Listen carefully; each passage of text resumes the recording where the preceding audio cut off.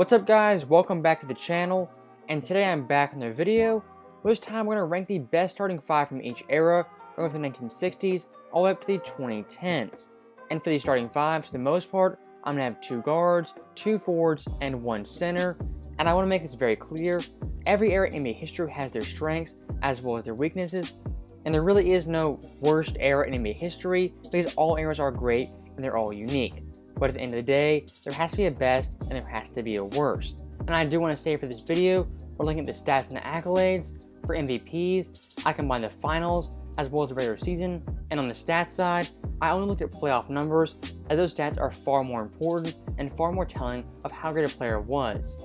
So with that being said, let's rank the best starting 5 from every era. So first up at number 6, we have the 1970s. In this decade, features point guard Walt Frazier, shooting guard Pete Maravich, small forward Rick Barry, power forward Elvin Hayes, and center Kareem Abdul-Jabbar. And we're looking at the starting 5. This is a primarily offensive-minded group. The 2 great defenders you had were Walt Frazier and Kareem, Walt being a great perimeter defender, and Kareem being locked down on the block as well as a great shot blocker. Now offensively, you have 2 of the best scorers of all time, that being Pete Maravich and Rick Barry, 2 guys who were definitely ahead of their time when it came to flashy passes and overall skill and finesse. And of course you have Kareem, who's an automatic bucket with his skyhook shot. Now we're looking at the starting 5. Together, they won 5 championships, 5 MVPs, they were 37-time All-Stars, they scored 7,000 points, 3,000 boards, and 1,000 assists. And when we look at how those rank versus the other eras, they rank last in every single category, which is pretty unfortunate. But in the 1970s, you had 2 different leagues, the ABA as well as the NBA, which split a lot of the talent up and made this one of the weaker eras in NBA history. And like I said before, this lineup is pretty evenly balanced in offense and defense. When it comes to ranking them versus the other eras, I rank the 1970s starting 5 at the number 6 spot. Now next up at number 5, we have the 1960s. And for this era at point guard, you have Oscar Robertson, at shooting guard you have Jerry West, small forward Elgin Baylor, power forward Bill Russell, and center Wilt Chamberlain.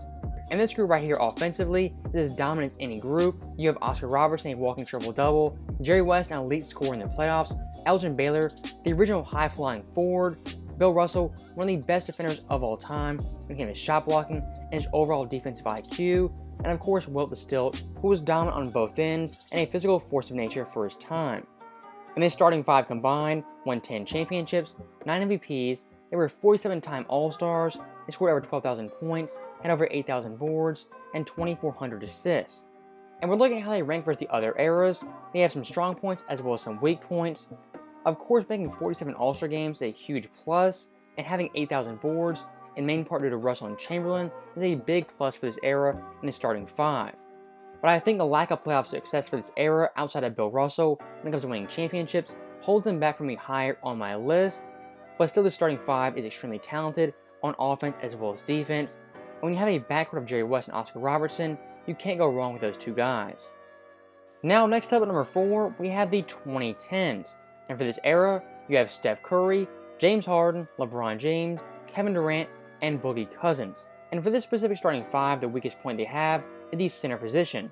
And DeMarcus Cousins, almost by default, wins this spot as the best center from this era. And the obvious strong point for this group is offensive dominance. You have Steph Curry, one of the most impactful offensive players of all time, James Harden, a lethal offensive force whose step-back jumper has revolutionized the NBA game. You have LeBron James, who at his peak was the best all-around player in the NBA. You have Kevin Durant, who you could argue is the most talented scorer of all time, given the fact he's 7 foot tall and can pull it from 35 feet. And overall offensive talent is definitely not a problem for this group. I think the weak point for them is on the defensive end, as LeBron James is the only real dominant defender out of this group. But even that being said, accolades-wise, this starting 5, they were 8-time champions, 12-time MVPs, 37-time All-Stars, they scored 14,000 points, had just under 4,000 boards, and just slightly over 3,000 assists. And you would think versus the other eras, they would rank higher, but unfortunately they don't, finishing in the bottom half for the majority of these categories. But I do want to note, scoring-wise, this group had just under 15,000 points, which is amazing for a starting 5 in a 10-year period. So that's why I rank the 2010s at the number 4 spot. Now getting to the halfway point, we have the 1990s, and for the starting 5, you have John Stockton, Michael Jordan, Scottie Pippen, Karl Malone, and Akeem Olajuwon. And this group right here has 2 top 10 players of all time, and a guy in John Stockton and Karl Malone who have great longevity. And at small forward, you have one of the best lockdown defenders of all time in Scottie Pippen. And obviously the 2 best players in this group are Jordan and Hakeem, top 10 players of all time, and outstanding two-way players. The weak points for this group come in John Stockton and Scottie Pippen. Stockton in his time had great longevity, but he was never really an elite playoff performer, one of the top tier players in the NBA. And we're looking at Scottie, obviously, he's a great defender, but I think historically, he ranks last of these 5 players. I think him not being a superstar is a little bit of a knock on the starting 5. Also, Karl Malone was a big-time playoff choker, which in my eyes brings this group down compared to the rest. But if you want to look at purely accolades, this 90s 5 was a 14-time champion, 15-time MVP, 38-time All-Stars, scored 15,000 points, had 5,000 boards, and just under 4,000 assists.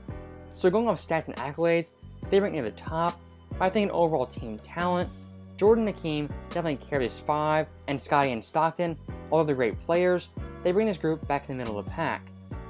Now move on to number 2, we have the 2000s. And for the starting 5, we have Steve Nash, Kobe Bryant, LeBron James, Tim Duncan, and Shaq. And for this starting 5, it is packed with all-time great talent. You have 4 top 10 players of all time, and Steve Nash is probably in the top 35. And you could very well argue the starting 5 has 3 of the top 5 greatest players of all time, whether that be Kobe, LeBron, and Duncan, or Kobe, LeBron, and Shaq. And out of the entire list, I think if you had an actual real basketball team, this starting 5 would be most successful, as you have Steve Nash, the floor general, who doesn't have to shoot the ball to be effective. You have Kobe, the elite scorer, the killer mentality. You have LeBron James, the do-it-all small forward, who can pass, score, and rebound. You have Tim Duncan, an unselfish teammate and a great leader. And you have Shaq, one of the most dominant players ever on the block. And the only weakness I see in the starting 5 is Steve Nash is a little undersized, and Shaq can't shoot free throws. Besides that, skill-wise and talent-wise, this starting 5 is up there with the best of all time. And if you want to look at accolades and accomplishments, they're 11-time champions, 13-time MVPs, 40-time All-Stars, they had 14,000 points, 5,000 boards, and 2,800 assists. And for all those categories, they're around the middle of the pack. But overall talent and skill, I think makes this starting 5 the second best starting 5 of all time. Now at the number 1 spot, I think it's no surprise, you have the 1980s. And the starting 5 is absolutely loaded.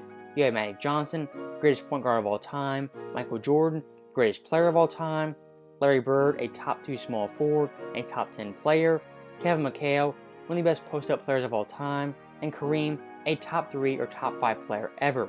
And we're looking at this starting 5 offensively, they're by far the most dominant team when it comes to that aspect, as you have Magic running the show, Jordan flying in from the wings, Bird shooting threes, and McHale and Kareem dominating on the blocks on either side. I think the overall talent this team has, they have very few weak points, and if they did have one, it would be on the defensive end. But offensively, they have virtually everything, and they have the greatest point guard of all time leading the show. And if you look at their overall accolades, they won 17 championships, the most on this list, 14 MVPs, the second most. They had 38 All-Star appearances, the third most. They had the 4th most points, the 2nd most boards, and ranked 1st in assists. So in virtually every category, they're in the top, and overall talent and skill, combined with the accolades, I think the 80 starting 5 is the best starting 5 out of any era. So that right there is my list of the best starting 5s of every era, ranked from worst to best. And if you need a refresher, it goes 1970s, 1960s, the 2010s, the 90s, the 2000s, and the 1980s. Now with that being said, that's the end of the video, and as always, let me know your guys' thoughts. Which era do you think is the best? Which do you think is the worst? And what is your order for the best starting 5 of every era? Let me know your guys' thoughts, and as always, thank you guys for watching. If you enjoyed it, I'll see you guys next time.